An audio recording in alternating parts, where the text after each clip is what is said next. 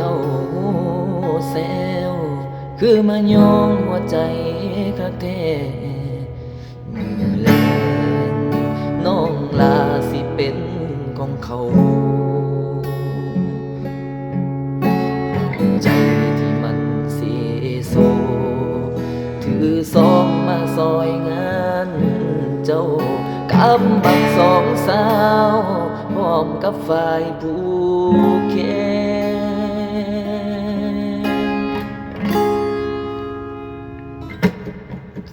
หมดแรงหาทางออกจากใจบ่พอเหตุใดแค่นั่งรอยหมอลำแสดงขอเพลงเศร้าๆแน่ครับเพื่อเป็นการสั่งลาอดีตแฟนสิเต้นใส่ให้มันสุดแขนให้ลืมความจริง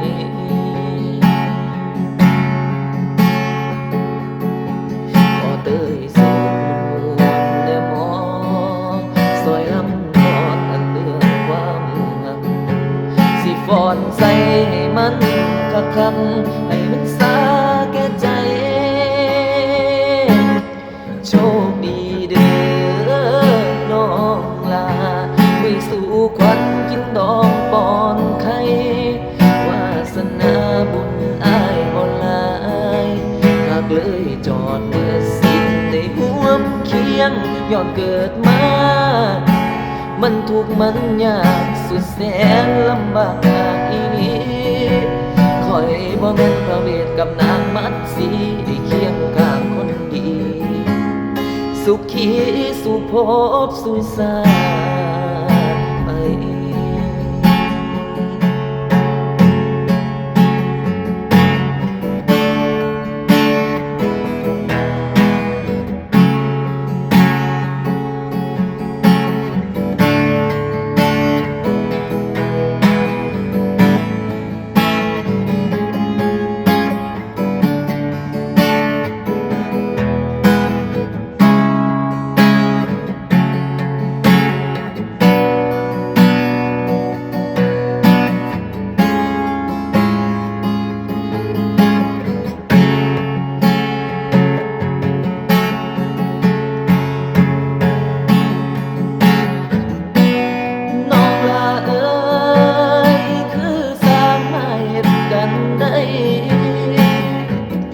ใจอ้ายสิขาดตา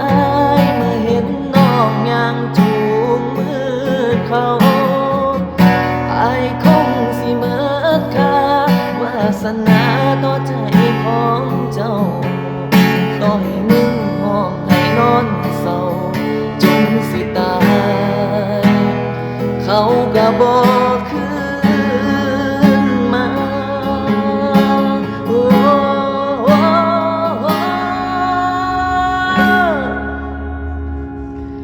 โชคดีเด้อน้อ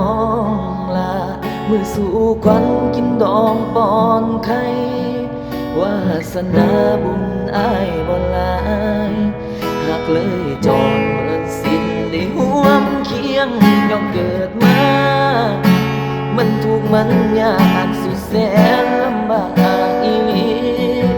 คอยบ่แม่นพระเวทกับนางมัดสีได้เคียงข้างคนดีสุขีสุภ